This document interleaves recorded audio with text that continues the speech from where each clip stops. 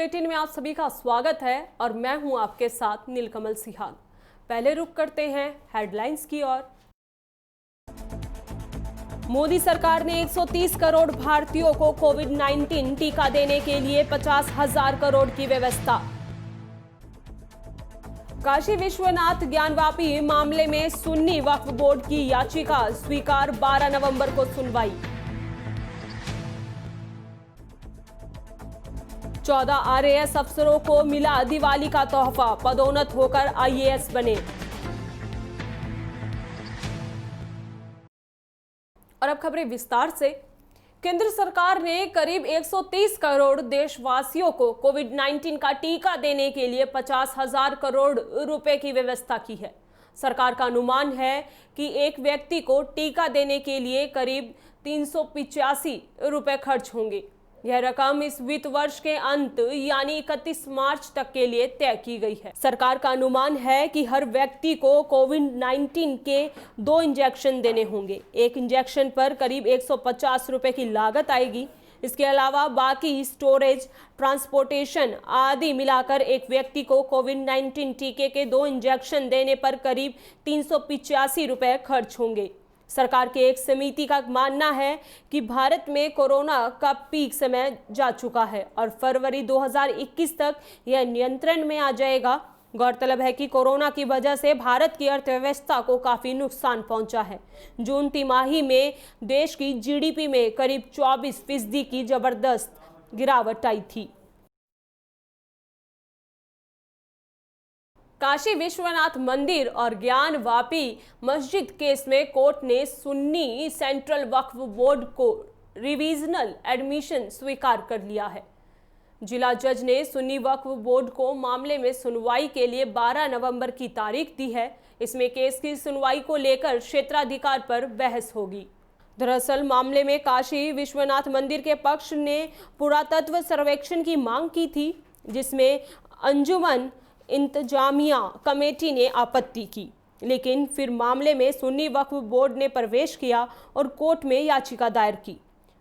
सुन्नी वक्फ board ने कहा कि मामले की सुनवाई लखनऊ वक्फ ट्रिब्यूनल में होनी चाहिए, लेकिन 25 फरवरी को कोर्ट ने याचिका रद्द कर दी। इसके बाद बोर्ड ने रिवीजनल एडमिशन का आवेदन किया, जिसकी सुनवाई की तारीख 20 अगस्त को हुई।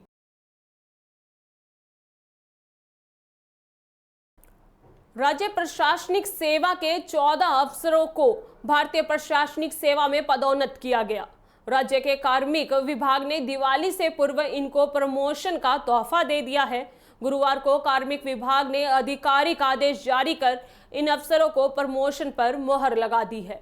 इन अफसरों को साल 2020 की वैकेंसी के रिक्तियों के लिए प्रमोशन मिला है। नवंबर में दिल्ली स्थित संघ लोक सेवा आयोग की बोर्ड मीटिंग में इन अफसरों का प्रमोशन के लिए चयन किया गया था। बोर्ड मीटिंग में मुख्य सचिव राजीव स्वरूप, पूर्व मुख्य सचिव एवं मुख्यमंत्री के सलाहकार डीबी गुप्ता और कार्मिक विभाग के तत्कालीन सचिव रोली सिंह शामिल हुई थी। कार्मिक विभाग की ओर से जारी आदेश के अनुसार महेंद्र पारक, हृदेश कुमार शर्मा, लक्ष्मण सिंह कुड़ी, नलिनी कठोतिया, राजेंद्र सिंह शेखावत, सोहनलाल शर्मा, मेघराज सिंह रत्नू, अनुप्रेरणा कुंतल, राजेंद्र विजय, प्रकाश चंद्र शर्मा, शक्ति सिंह राठौड़, प्रज्ञा केवल रामानी, ताराचंद मीना और हरि मोहन मीना को पदोन्नति का तोहफा मिला है। इन अफसरों की पदोन्नति तय मानी जा रही थी, क्योंकि इन अफसरों को ACR सबसे अच्छी मानी गई।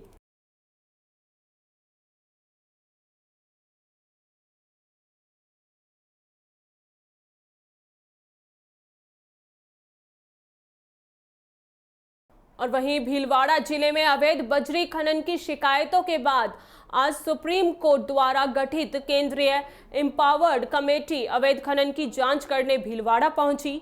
कमेटी के सदस्यों ने जिला कलेक्टर शिव प्रसाद एम नकाते, पुलिस अधीक्षक प्रीति चंद्रन से इस संबंध में जानकारी प्राप्त की, जिसमें केंद्रीय एम्पावर्ड कमेटी नई दिल्ली के chairman PV Jayakrishnan, member secretary Amarnath Sethi तथा मेंबर महेंद्र व्यास सहित शिकायतकर्ता दस्तक NGO के अध्यक्ष आनंद सिंह और बजरी ट्रक यूनियन प्रदेशाध्यक्ष नवीन शर्मा भी शामिल है।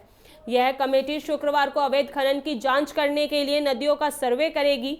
शिकायतकर्ता दस्तक एनजीओ के अध्यक्ष आनंद सिंह ने कहा कि पर्यावरण संरक्षण के लिए मैंने बजरी खनन पर रोक लगाने के लिए सुप्रीम कोर्ट में याचिका डाली थी। रोक लगने के बाद मुझे एहसास हुआ कि इससे सरकार के साथ ही पर्यावरण को भी ज़्यादा नुकसान हो रहा है। इससे मात्र भीलवाड़ा जिले में ही सरकार को 100 करोड़ से अधिक राजस्व का नुकसान हुआ है। इसके कारण रोक को हटाने के लिए मैंने पुनः बजरी रोक हटाने की याचिका लगाई थी, जिसमें सुप्रीम कोर्ट ने केंद्रीय एम्पावर्ड कमेटी का गठन किया। यह कमेटी अवैध बजरी खनन की जानकारी लेकर सुप्रीम कोर्ट को सौंपेगी। वहीं बजरी ट्रक यूनियन प्रदेश अध्यक्ष नवीन शर्मा ने कहा कि हमने शुक्रवार को निरीक्षण के लिए रूट चार्ट तैयार किया है, जिससे कि हम यह साबित कर सकें कि जिले में अवैध बजरी खनन हो रहा है। इस कमेटी का मुख्य उद्देश्य यह है कि कैसे लीगल बजरी खनन चालू हो सके।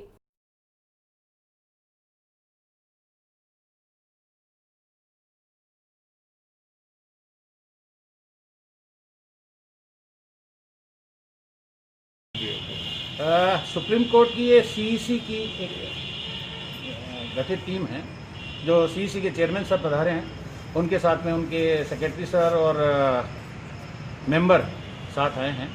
ये राजस्थान में हो रहे अवैध बजरी खनन के लिए सुप्रीम कोर्ट में अपनी रिपोर्ट देने के लिए आए हैं और ये 3 दिन का राजस्थान का दौरा करेंगे। नागौर, टोंक, भीलवाड़ा, जयपुर, यहाँ पे ये जो अवैध हो रहा है खनन, बजरी खनन, उसको कैसे रोका जाए, कैसे लीगल बजरी खुले राजस्थान में, इसका अध्ययन करने के लिए आए। तो कल हम इनके साथ कल जा रहे हैं और जो हमने यहाँ पे जो देखा है इन जिलों में, उन स्थानों की लिस्टें बन रही है, तो उसके हिसाब से इनको लेके जाएंगे 3 दिन तक। शिकायत ये है कि सर अवैध हो रहा है, इसमें पुलिस के अधिकारी मारे जा रहे हैं, कर्मचारी सरकार के मारे जा रहे हैं, माइनिंग डिपार्टमेंट है जो इसको रोक नहीं पा रहा है, पैसे की वसूलियाँ हो रही है, बजरी माफिया इतना बड़ा पनप गया है कि वो किसी को कुछ समझता ही नहीं है। सरकार को हज़ारों करोड़ का हर साल रेवेन्यू का नुकसान हो रहा है और जो पुलिस फोर्स और जो अन्य जो फोर्सेज हैं वो अपना काम नहीं करके बजरी को रोकने के लिए लग रही है। तो ये बड़ा कुछ बहुत गंदा सा एक माहौल जो राजस्थान में बन गया है, उसके लिए सुप्रीम कोर्ट को हमने कहा कि सब आप एक सीईसी का गठन कीजिए और वो जाकर के देख के आपको रिपोर्ट देगी। तो सुप्रीम कोर्ट के आदेश के अनुसार ये लोग यहाँ आए और अब 3 दिन तक ये अपना काम करके और जो भी रिपोर्ट होगी वो ले जाकर के सुप्रीम कोर्ट दे देंगे। Every day Bhilwara city 100 crore rupees का नुकसान कर रही है राज्य सरकार का, एवरी डे। यहाँ से मंदसौर, नीमच, गुजरात तक बजरी जा रही है। रात को एक एक गांव जिसमें साइकिल चलाने के पैसे नहीं थे, उस व्यक्ति ने फॉर्चूनर खरीद रखी है, 10-10 डंपर ले लिए हैं, 10-10 ट्रैक्टर खरीदे हैं। प्रत्येक गांव में 100-100, 50-50 डंपर खरीदे गए हैं इस अवैध बजरी के कारण।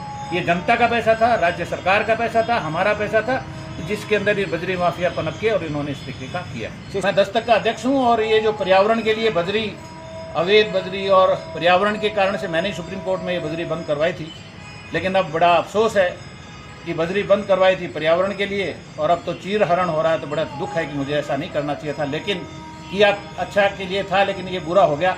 अब कोशिश करता हूँ, सरकार से भी निवेदन करता हूँ कि अच्छा हो जाए और वापस नदियाँ। उनके साथ डिस्कस हुआ है। कल का जो प्रोग्राम है भीलवाड़ा का, वो सारा रूट में तैयार हुआ है। जहाँ जहाँ माइनिंग एरियाज हैं, जहाँ जहाँ अवैध माइनिंग हो रही है या रिपोर्ट की, वो सारी साइट सीन करेंगे, देखेंगे उनको सबको, रिवर बेड को भी देखेंगे। और इनका मेन मोटिव ये भी है कि कैसे भी राजस्थान के अंदर legal mining as soon as possible कैसे चालू हो सकती है, इस पर भी पूरा कमेटी का फोकस है। और कमेटी इसी को लेकर के राजस्थान में आई है, इलीगल माइनिंग को लेके, और लीगल माइनिंग कैसे जल्दी जल्दी चालू हो सकती है। लीगल जो जिनकी ईसी आ चुकी है, उन ईसीओ को जल्दी जल्दी, हमने कमेटी के सामने भी मीटिंग में ये रिक्वेस्ट की है कि ईसी को जल्दी से जल्दी उनको प्रोसेस जो ईसी हो गया है उनको सुप्रीम कोर्ट से कैसे जल्दी से परमिशन मिलकर उनको माइनिंग चालू करवाई जाए, जिससे कि लीगल माइनिंग चालू हो जाएगी तो इलीगल पे बहुत कुछ इसका प्रभाव पड़ेगा। अब अच्छे दिन वापस चालू होंगे। सीईसी यहाँ आ चुकी है और सीईसी के द्वारा दूध का दूध, पानी का पानी होगा। इनके यहाँ कोई बेईमानी नहीं है। ये 3 मूर्तियाँ आई हुई है जो हिंदुस्तान की टॉपेस्ट है, टॉपेस्ट हस्तियाँ। कौन आए हुए हैं इसमें माइनिंग? एक तो मिस्टर शेट्टी हैं, एक मिस्टर महेंद्र व्यास हैं, एक मिस्टर वो चेयरमैन साहब, तीनों। आपको लगता है मतलब वापस बजरी बहुत जल्दी लीगल चालू होगी और अवैध पे अंकुश लगेगा, निश्चित तौर पर। और अब खबर 12 जिले के कवाई क्षेत्र से। अटरू तहसील क्षेत्र के करीब 1.5 दर्जन गांव के लोग अडानी द्वारा चौथया मायथा के बीच बनाए गए एनीकट के बाद तहसील व जिला मुख्यालय पहुंचने में भारी समस्याओं का सामना करना पड़ रहा है। एनीकट बनवाने के बाद से ही इस इलाके के लोग अब 40 से 50 किलोमीटर घूमकर तहसील मुख्यालय व जिला मुख्यालय तक पहुंच पा रहे हैं। वहीं कई बार आपातकालीन स्थिति में करीब 4 से 5 फीट गहरे पानी में होकर नदी पार कर खतरों से खेल रहे हैं। नदी पर पुलिया बनाने के लिए कई बार आंदोलन कर अडानी के CSR अधिकारियों से भी मिले, लेकिन CSR हेड गोपाल देवड़ा ने आश्वासन के सिवा आज तक कुछ नहीं किया। लोगों का आरोप है कि अडानी के CSR प्रभारी ने लोगों को गुमराह कर बेवकूफ बनाया है एवं अपने चहेतों के क्षेत्र में CSR के कार्य करवाकर उन्हें लाभ पहुंचाया है। प्राप्त जानकारी के अनुसार तहसील के चौथया मायथा के बीच निजी कंपनी अडानी फाउंडेशन कवाई द्वारा बनाया गया एनीकट से 1.5 दर्जन ग्रामीणों को परेशानी हो रही है।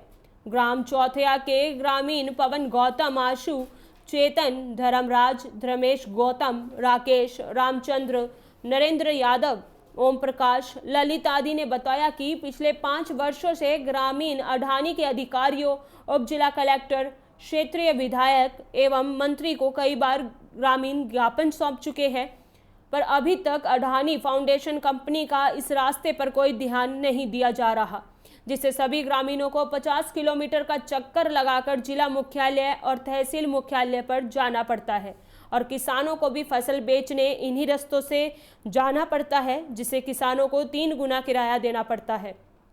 लोगों का कहना है कि एनीकट बनाने से पहले इस नदी के दोनों छोर पर रपटा बना हुआ था, जिसके माध्यम से लोग इस रास्ते पर होकर जिला व तहसील मुख्यालय से सीधा संपर्क में थे। एनीकट बनने के बाद अब यहाँ 12 महीने नदी में पानी भरा रहता है। एनीकट बनाते समय अडानी के अधिकारियों द्वारा पुलिया बनाने का आश्वासन दिया था, उसके उपरांत भी अपने वादे से मुकर रहे हैं। इस क्षेत्र के निवासियों ने अडानी फाउंडेशन कंपनी से गुहार लगाई है कि चौथया व मायथा के बीच परवन नदी पर पुलिया पर बनवाई जाए, जिससे ग्रामीणों की समस्याओं का समाधान हो सके।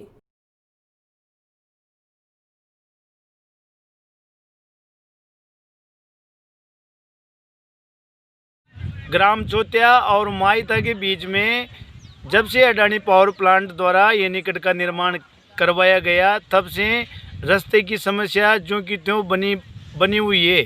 जब से एनीकट का निर्माण करवाया गया, अडानी पावर प्लांट के लोगों ने ये आश्वासन दिया गया कि आपके पुलिया का निर्माण करवाएंगे, लेकिन पुलिया का निर्माण न होने के कारण लोगों को 40-50 किलोमीटर घूम खा कर अटरू तहसील मुख्यालय पर जाना पड़ता है।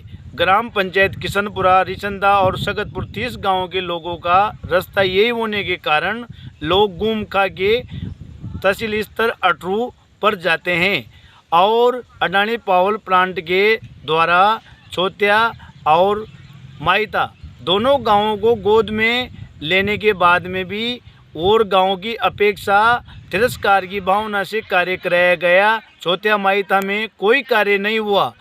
अडानी पावर प्लांट द्वारा अन्य गांवों में बहुत कुछ कार्य करवाया गया और चौथया और मायथा में कोई कार्य नहीं करवाया गया, लेकिन कार्य भी नहीं हुआ और पुलिया का निर्माण भी नहीं हुआ। तो जल्दी से जल्दी शीघ्र पुलिया का निर्माण करवाया जाए। झालावाड़ जिले के बकानी थाना क्षेत्र के बढ़ाए गांव में शराब के नशे में 2 जनों में हुए झगड़े में एक 60 वर्षीय व्यक्ति राम रतन की सर पर ईंट और पत्थर मारकर हत्या कर दी गई। घटना को अंजाम देकर आरोपी मांगीलाल फरार हो गया। बकानी पुलिस ने हत्या का मामला दर्ज कर लिया है। बकानी थाना अधिकारी श्यामाराम बिश्नोई ने बताया कि सूचना मिली थी कि बढ़ाए गांव में कोई झगड़ा हो गया है। इस पर मौके पर जाकर देखा तो एक 60 वर्षीय व्यक्ति राम रतन का शव पड़ा हुआ था। पुलिस ने शव को बकानी CHC में भिजवाया, जहां पोस्टमार्टम करवाया गया। थाना अधिकारी ने बताया कि मृतक के परिजन की रिपोर्ट पर आरोपी मांगीलाल के खिलाफ हत्या का मामला दर्ज कर तफ्तीश शुरू कर दी है। बताया जा रहा है कि शराब के नशे में आरोपी मांगीलाल और मृतक राम रतन दोनों में झगड़ा हो गया। इसी दौरान मांगीलाल ने राम रतन के ईंट की सर में मार दी, जिससे राम रतन की मौत हो गई।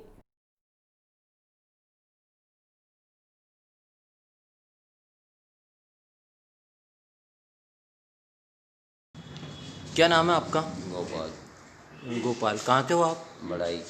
क्या मामला हुआ इनकी? इसकी बच्ची को उसकी मासी का जोरा दुख दे रहा था। कौन है ये? ये राम मेरा बा है। ये क्या नाम है इनका? राम रतन दांगी। राम रतन दागी। हाँ, क्या हुआ था? तो ये इनकी मौत कैसे हुई? उसका घर खेपा गया कि भाई तुम्हारा उसको समझाओ रिश्तेदार। किसके घर पे? मांगीलाल के। जाति? दांगी। मांगीलाल दागी। हाँ। हाँ, तो उसको समझावा का चक्कर में वो दारू पीना है, तो इसको देवे लग गया ईंटा। अच्छा। तो इसको मारिया, लोगों ने दो ही ने मारिया उसने जी। हाँ, दांतरी भी थी उसके पास। जी। तो उसको पुलिस ने गिरफ्तार कर लिया? पुलिस ने रात 3 बजे पकड़ा, रात उन टाइम पे तो नहीं पकड़ा। शराब का नशे में था वो? फुल फाल शराब का नशा में था। अच्छा। और भी कोई थे उनके साथ? उनके साथ ही उनकी लोग दोनों था, वो एक उसका छोटा भाई भी था। तीनों ने मिलकर? तीनों ने मिलकर मारा उसको। प्राणघात हमला किया मतलब? हाँ। अच्छा। इनकी क्या मौके पे ही मौत हो गई थी? इसी मौका पे आधा घंटा बाद ही मौत होगी। कहाँ, बड़ाई में? बड़ाई में मैंने फोन लगा इसी टाइम में खत्म किया। अच्छा, ठीक है। और अब खबर नागौर जिले के कुचामन सिटी से। मकराना पंचायत समिति के ग्राम पंचायत बुड़सू के आईटी सेंटर पर मकराना उपखंड अधिकारी सिराज अली जैदी ने जन सुनवाई की। उपखंड अधिकारी ने शमशान घाट व खेल मैदान के लिए भूमि आवंटन के ग्राम पंचायतों से प्रस्ताव तैयार करवाए तथा मृत्यु भोज जैसी कुरीतियों को जड़ से खत्म करने का संकल्प लिया। जन सुनवाई में नामांतरण सहित बंटवारा व कदमी रास्तों को राजस्व रिकॉर्ड में दर्ज किए।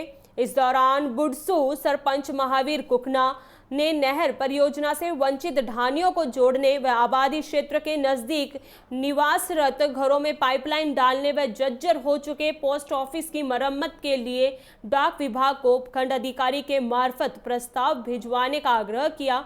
इस दौरान तहसीलदार दिनेश शर्मा, विकास अधिकारी महावीर बागड़ा, पटवारी आर्यन ढेलिया, ग्राम विकास अधिकारी प्रदीप, हेमाराम भाखर, प्राचार्य मामराज सिंह, मुकेश पारिक सहित सभी विभागों के कर्मचारी उपस्थित थे। इस दौरान देवरी सरपंच, कुकड़ोद सरपंच, सेफेड़ बड़ी सरपंच, गेलासर सरपंच, बरवाली सरपंच, ग्राम विकास अधिकारी व जनप्रतिनिधि मौजूद थे। और अब खबर जोधपुर जिले के ओसियां क्षेत्र से। महिलाओं के साथ घटित अपराधों के रोकथाम व अवेयरनेस को लेकर जोधपुर ग्रामीण पुलिस की ओर से अभियान आवाज का आगाज कार्यक्रम का शुभारंभ किया गया। ग्रामीण पुलिस अधीक्षक राहुल बारहट की अध्यक्षता में ओसियां से इस कार्यक्रम की शुरुआत की गई। ग्रामीण एसपी राहुल बारहट ने कहा कि हमें ऐसे वातावरण को बनाना होगा जहां कोई भी महिला हो या बालिका हो अपने साथ कुछ भी गलत होने पर बता सके। समाज में महिलाओं को लेकर बदलाव लाने की जरूरत है। बारहट ने कहा कि महिलाएं को जरूरी नहीं कि कानून की जानकारी हो, जरूरी है तो उन्हें आगे आकर कार्रवाई करने की। घरों में भी महिलाएं अपने बच्चों को कानूनी ज्ञान की जगह यह बताए कि क्या सही है और क्या गलत। वहीं प्रशिक्षु उप अधीक्षक प्रियंका वैष्णव ने भी महिलाओं के प्रति जो अपराध समाज में हो रहे हैं उन अपराधों के प्रति सजग रहने और किस तरह से कानून बने उनके बारे में जानकारी दी। थानाधिकारी बाबूराम डेलू ने महिलाओं को घरेलू हिंसा, अश्लील टिप्पणी, कार्यस्थल पर किसी भी तरह का उत्पीड़न और अभद्र व्यवहार सहित अन्य उत्पीड़न के मामलों में कानून के प्रति महिलाओं को जागरूक किया। इस दौरान कार्यक्रम में आंगनबाड़ी कार्यकर्ता, आशा सहयोगिनी, एएनएम सहित महिला सरपंच भी मौजूद रही।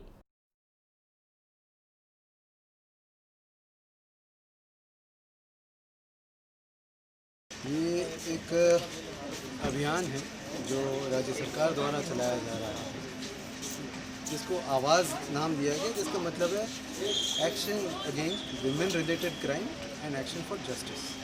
तो एक तरह का एक जागरूकता अभियान है कि आवाज़ अपनी उठाएं जब भी, और बेसिक इसमें पर्पस ये है कि छोटी चीज़ से सीधा बड़ा अपराध नहीं होता, धीरे धीरे करके अपराध बढ़ता है। पहले कोई कमेंट होता होता है, फिर छेड़खानी होती है, फिर बहुत बड़ा स्वरूप ले लेती है कई बार वो चीज़ें।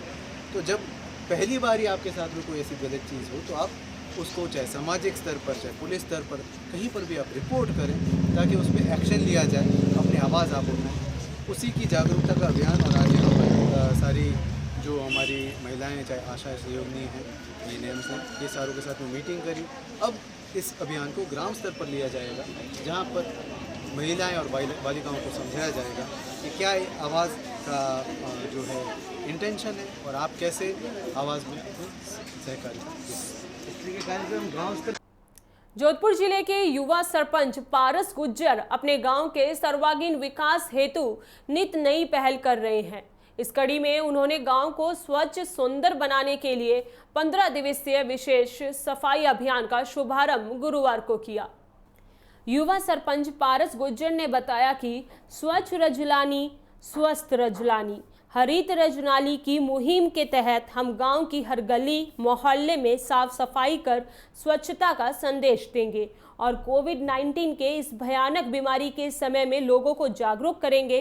गुरुवार को पारस गुज्जर ने सर्वप्रथम पंचायत परिसर के बाहर मुख्य सड़क पर खुद अपने हाथों से झाड़ू लेकर साफ सफाई करनी शुरू की, तो उनको देखकर गांव के अन्य लोग भी प्रेरित हुए और देखते ही देखते सैकड़ों की संख्या में लोगों ने आकर सामूहिक रूप से मुख्य सड़क की सफाई की। वर्षों से पंचायत परिसर के बाहर उगी बबूल की झाड़ियां गांव की सुंदरता में रोड़ा अटका रही थी, उन्हें भी हटाया गया और अब इस जगह पर पेड़ पौधे लगाकर हरा भरा गांव बनाने का लक्ष्य रखा गया। पारस गुज्जर ने बताया कि रजलानी के प्रत्येक ढानी और मोहल्ले में इस प्रकार का सफाई अभियान पूरे पखवाड़े चलाया जाएगा, जिससे गांव की एक अलग पहचान बने और स्वच्छता के मामले में दूसरे गांव के लोग भी उदाहरण के रूप में रजलानी को प्रस्तुत करें।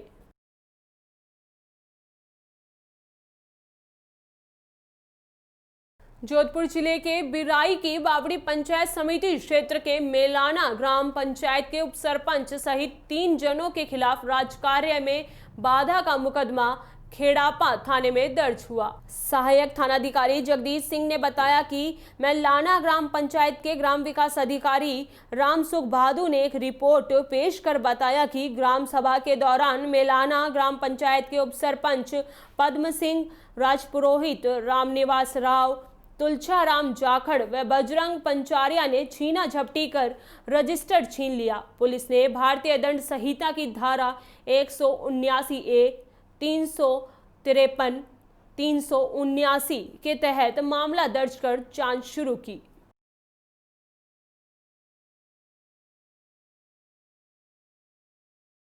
में रजिस्टर छीना झपटी का एक मुकदमा दर्ज हुआ है, क्या कहेंगे सर? हाँ, बताएंगे थोड़ा किस तरह से आपके साथ छीना झपटी हुई और उसके बाद मुकदमा दर्ज करवाया गया? 15 तारीख को ग्राम सभा थी जी, सीनियर सेकेंडरी स्कूल मेलाना कल्ला में तो वहाँ ग्राम सभा का आयोजन किया गया और सरपंच की अध्यक्षता में ग्राम सभा की प्रोसीडिंग लिखना स्टार्ट किया। तो कार्रवाई लिखी। उनके उपरांत पूर्व सरपंच श्री पद्म सिंह जी और अन्य ग्रामवासी थे। तो उप सरपंचों ने कहा कि भाई पहले जो नवसर्जित ग्राम पंचायत की बिल्डिंग का प्रस्ताव है वो प्रस्ताव ग्राम सभा में दिया जाए। तो मैंने उन्हें कहा कि भाई ये नरेगा के वित्तीय वर्ष 21-22 की प्लान की ग्राम सभा है, तो इनमें ग्राम सभा का प्लान बनाया जाएगा और आबादी की वो ज़मीन जो पहले पंचायत आबादी की भेजी हुई थी वो वीडियो साहब की हमारे की 3 मेंबर की कमेटी में मिसल बना के और बाकायदा कार्यकारी मुख्य अधिकारी जिला परिषद जोधपुर को पूर्व में भेजी हुई है। तो उनकी कार्रवाई दोबारा रेस्ट में वो प्रस्ताव लिया जाना संभव नहीं है जब तक उनकी जांच करके वो उनको निरस्त नहीं करे। तो उनके उपरांत इन्होंने ज़बरदस्ती मेरे पे दबाव डाला और कहा कि ये प्रस्ताव लेना पड़ेगा। मेरे से रजिस्टर उन्होंने छीन लिया और उन्होंने प्रोसीडिंग लिखी। तो लिखने के बाद में वो रजिस्टर लेके अपने घर चले। रजिस्टर अभी भी उनके पास है सर या आपके कब्जे में आ गया? क्या रजिस्टर उनके पास ही है सर? आपके कब्जे में आ गया? उनके पास है। उनके पास है। अब बताएंगे सर, नाम बता सकते हैं कि उप सरपंच के साथ और कौन कौन लोग थे? हाँ, वो तो FIR दर्ज करवाई, उसमें लिखा हुआ है जी, नाम है ना उसमें। ठीक है। FIR दर्ज है। जालोर जिले के मौदरान कस्बे में स्थित श्री आशापुरी महोदरी माताजी मंदिर में आज शारदीय नवरात्रि महोत्सव के उपलक्ष्य में दुर्गा अष्टमी के पावन पर्व पर हवन व महाआरती शुक्रवार सुबह 10 बजे से आरंभ कर शाम 5 बजे पूर्ण आरती व महाआरती का आयोजन किया जा रहा है। इस अवसर पर सुबह से ही मंदिर में पूजा व दर्शन के लिए आसपास के गांवों व शहरों से पूरे दिन दर्शनार्थियों का आना जाना लगा रहता है। वहीं कोरोना महामारी को देखते हुए दर्शनार्थियों की भीड़ कम ही नहीं नजर आ रही।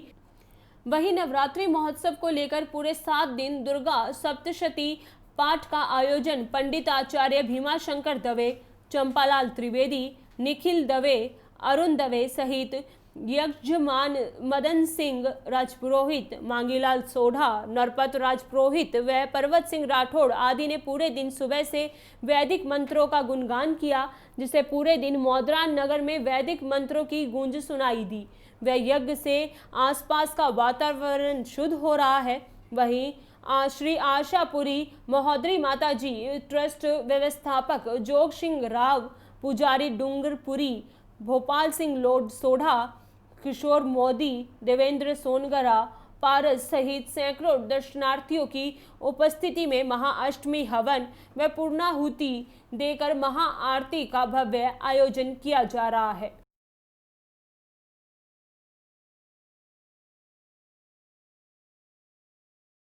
जोधपुर जिले के देचू में ठाडिया स्वर्गीय सूबेदार भंवर सिंह की स्मृति में वॉलीबॉल प्रतियोगिता का शुभारंभ सती माता मैदान में किया गया।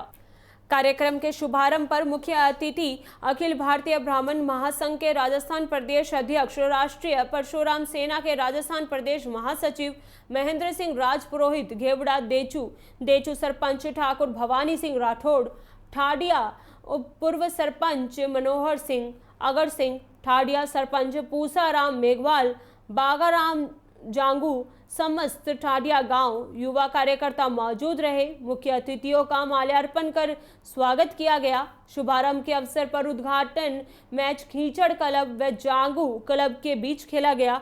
मुख्य अतिथियों प्रदेश अध्यक्ष ने संबोधित करते हुए कहा कि प्रदेश सहित देश भर में वॉलीबॉल प्रतियोगिता की अपनी अलग ही पहचान है। यह प्रतियोगिता युवा वर्ग की अपनी ओर आकर्षित करती है। मंच संचालन फतेह सिंह ने किया।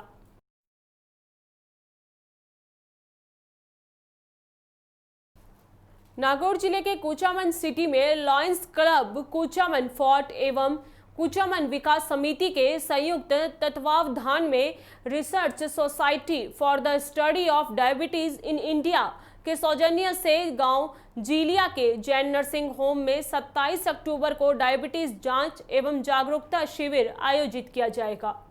विकास समिति अध्यक्ष ओम प्रकाश काबरा ने बताया, शिविर में डायबिटीज के कारण एवं निवारण के बारे में विस्तृत जानकारी दी जाएगी। क्लब अध्यक्ष लॉयन राम काबरा ने बताया, कोविड-19 के नियमों का ध्यान में रखते हुए सुबह 11 से दोपहर 1 बजे तक आयोजित शिविर में शुगर एवं ऑक्सीजन लेवल तथा ब्लड प्रेशर जांचें निःशुल्क की जाएंगी। लॉयंस क्लब कुचामन फोर्ट एवं कुचामन विकास समिति के संयुक्त तत्वाधान में research society for the diabetes in India के सौजन्य से गांव जिलिया के जैन नर्सिंग होम में दिनांक 27 अक्टूबर मंगलवार को प्रातः 11 से दोपहर 1 बजे तक डायबिटीज जांच एवं जागरूकता शिविर का आयोजन किया जा रहा है। इस शिविर में कोविड-19 के नियमों की पालना करते हुए ब्लड शुगर, ऑक्सीजन लेवल एवं ब्लड प्रेशर जांचें निःशुल्क की जाएगी। स्टेट न्यूज बुलेटिन में फिलहाल के लिए बस इतना ही। देखते रहिए डीपीके न्यूज। नमस्कार।